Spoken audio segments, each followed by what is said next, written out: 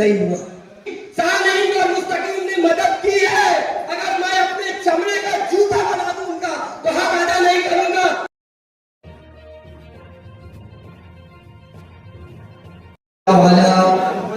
अशरफिल अंबिया हबीबिल मुख्तार। आज मोहतरम अब्दुल रहमान यानी अल्लाह के बंदे को क़यादत देनी है और उसको कांधे पर जिम्मेदारी का बोझ डाला जाएगा। और उसी के साथ साथ शाहिद भीकल साहब, ये वो लोग हैं। अब्दुल रहमान को तो मैं बरसों से जानता हूं, क्योंकि जो मेरा रूहानी मरकज है खानकाह अशरफिया, वहां से उसको रूहानी फयूज़ और बरकत मिलते हैं। तो इंशाअल्लाह खानकाह से जुटे हुए लोग समझते हैं कि कौम की मिल्लत की खिदमत करने पर अल्लाह उनको क्या नवाजता है, तो वो बंदों से आस नहीं रखते। यानी उनको ये बोलने की जरूरत नहीं है कि तेरा मेरा क्या रिश्ता। यकीनन अल्लाह के वली से जुटने के बाद वो अल्लाह से मिलते हैं, यही सबसे अजीम और बाबरकत रिश्ता है। बोलने की जरूरत नहीं कि तेरा मेरा क्या रिश्ता, ला कमीशन ले ठेका, ये बोलने की जरूरत नहीं है। बहरहाल मेरे अजीज दोस्तों, मेरे भाइयों, आज ये जिम्मेदारी बांटने का वक्त है, तो हम उनके लिए दुआ करें। खिदमत खल्क के लिए एक लोभी गांव में एक लबार हमेशा कहता था कि खिदमत खल्क करने के लिए सबसे बेहतरीन रास्ता सियासत है। मेरे अजीज दोस्तों, मैं तो अल्लाह के रसूल की हदीस पाक सुनता हूं कि अल्लाह तबारक व तआला उलमा के कांधे पर उम्मत का भार रखता है, लेकिन एक पढ़ा लिखा आदमी ये कहता है कि सियासत करके खिदमत खल्क कर सकते हैं। यानी कि पैसा कमाना उनका मकसद है। खिदमत खल्क से, मुसल्ले से, मस्जिद से, मिंबर से उनका कोई लेना देना नहीं है। मेरे अजीज दोस्तों, ये इलेक्शन जब आएगा तो बताएंगे कि ये इतने बड़े मनसब पर है कि उस मनसब पर लफ्ज़ मुफ्ती जो आता है तो उस पर सारे मुसलमानों के माथे कुर्बान, हम वो मनसब के मानने वाले लोग हैं। लेकिन इस शख्स ने मनसब के साथ मस्जिद को, मिंबर को, मेहराब को अपने मुफाद के लिए, अपने गंदे इरादों के लिए, अपने गंदी जान में पड़ने के लिए सबको मटियाबीद कर दिया है। मेरे अजीज दोस्तों, मेरे भाइयों, आज हमारा शहर पूरे हिंदुस्तान में पहचाना जा रहा है। इसलिए तो हमें फख्र था कि ये मस्जिद और मीनारों का, मदरसों का शहर है, ये चर्च और मंदिरों का शहर है। लेकिन आज अगर यूपी जाएंगे, आप मालेगांव का नाम लेंगे तो बोले वहां वही मालेगांव जहां बांग्लादेशी है। आज एक एमएलए की क्या जिम्मेदारी थी? मेरी कौम की 3 4 बेटियां जेल के गुंडों के छत्रों छाया में, उनकी सरपरस्ती में, सेंट्रल जेल में उनकी आबरू दांव पे लगी है।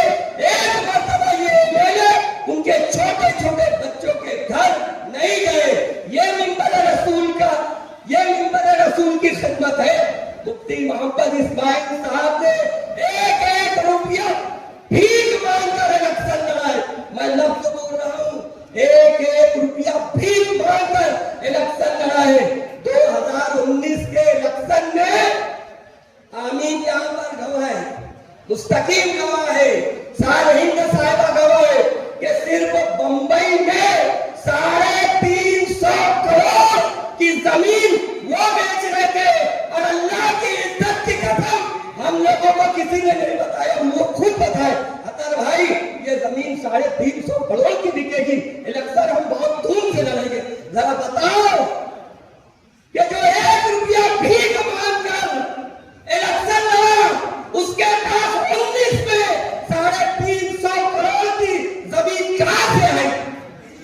अजीज दोस्तों, अगर तुम बोलते हो कि किले वालों के वास्ते हम भी सभी मिलना, सोबत आई जो बेचारी हो गई उनके लिए। अभी किसी मीटिंग में बोल रहे थे बेचारी, और फतेह मैदान के जलसे में जब तक पैसा नहीं मिला था तो 101 बुराई किए थे सोबत आई बच्चों फतेह मैदान के जलसे में। कांग्रेस ऐसी है, कांग्रेस ऐसी है, कांग्रेस ऐसी है, कांग्रेस ऐसी है। और जब पैसा मिल गया तो बोले सोबत आई बेचारी। वाह, किले की झोपड़पट्टी के गरीब बेचारे नहीं थे। जब तुम्हारे पास 19 में 350 करोड़ था, ये 5 साल छोड़ दो। अगर तुम कौम के लिए, अरे कौम ने तो तुमको 1 रुपया दिया, वोट दिया, तुम चाहते तो 350 करोड़ का मुफ्ती हसनैन के पास जाओ और पूछो कि 350 करोड़ पर ज़कात कितनी होती है। अगर तुम चाहते तो उस 350 करोड़ से उसकी ज़कात निकाल कर उन गरीबों का घर बसा देते। बात करते हो मुफ्ती साहब, खुदाया मेरे शहर पर रहम करो, मेरी गांव में रहम करो। अभी माइनॉरिटी डिफेंस कमेटी का एक प्रोग्राम हुआ, उसमें हमारे देश के एक बादशाह का नाम लिया गया। तो अफसोस है, मैं जिंदगी में पहली बार सुना हूं, आप सब इस बात पर गौर करो, मैं जिंदगी में पहली बार सुना हूं कि कोई गैर मुस्लिम, कोई मेरे वतन का हिंदू भाई ये कहता है कि उस प्रोग्राम में अंसारी लोग नहीं थे। उनको कैसे समझ गया अंसारी से पठान?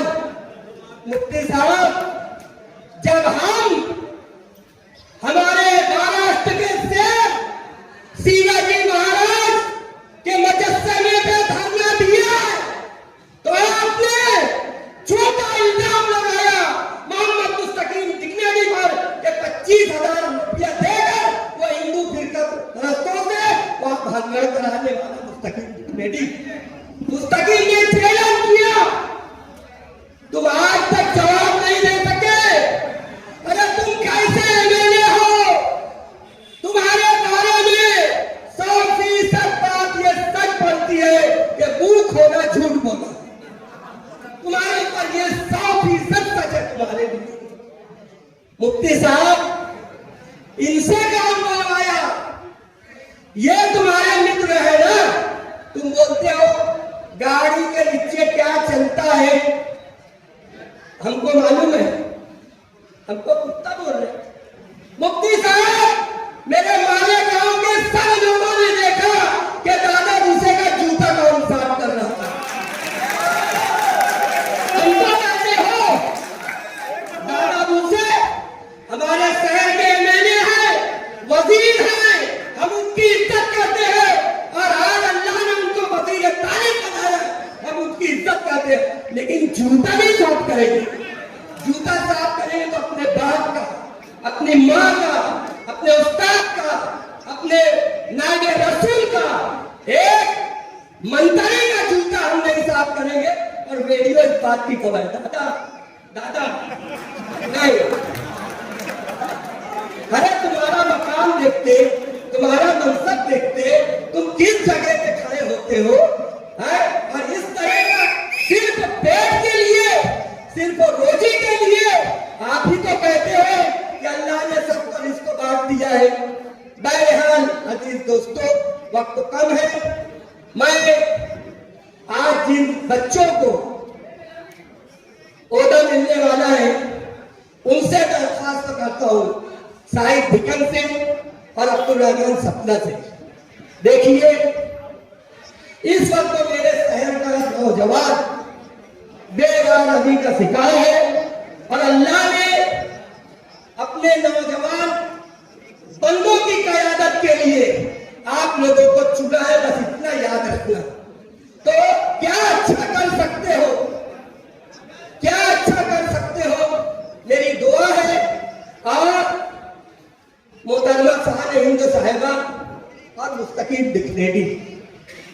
लोग हैं कि अगर इनके घर खाने के वक्त तो पहुंच गए, वो तुमको पहचानते हैं नहीं पहचानते, बोलेंगे कि आओ बैठो दस्तरखान पे।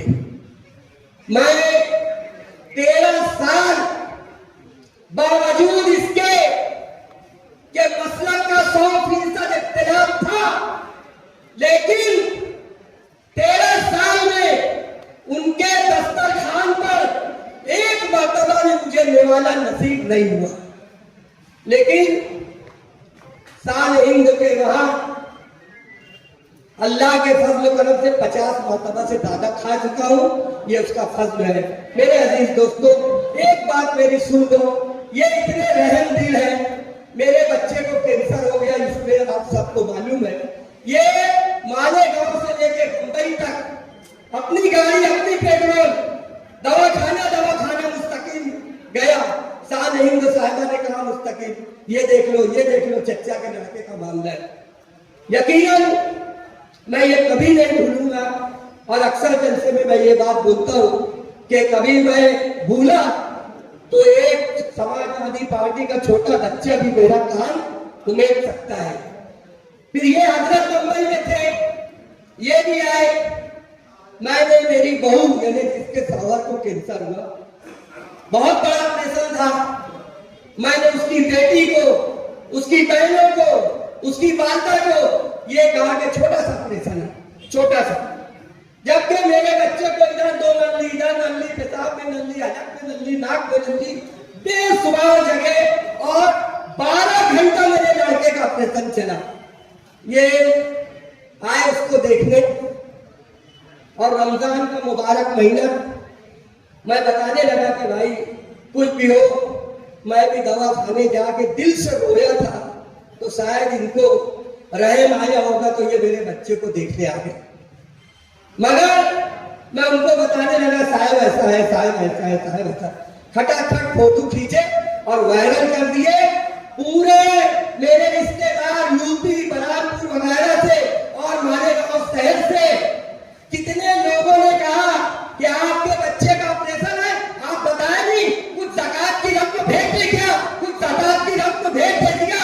और मेरी बीवी कहती थी कि तेरा बाप रमजान में रोजा रह के झूठ बोलता है, डॉक्टरों ने मेरे बच्चे को काट डाला, और तेरा बाप बोलता है कि इतना सा ऑपरेशन हुआ। ये है मुफ्ती मोहम्मद इस्माइल का तालमन।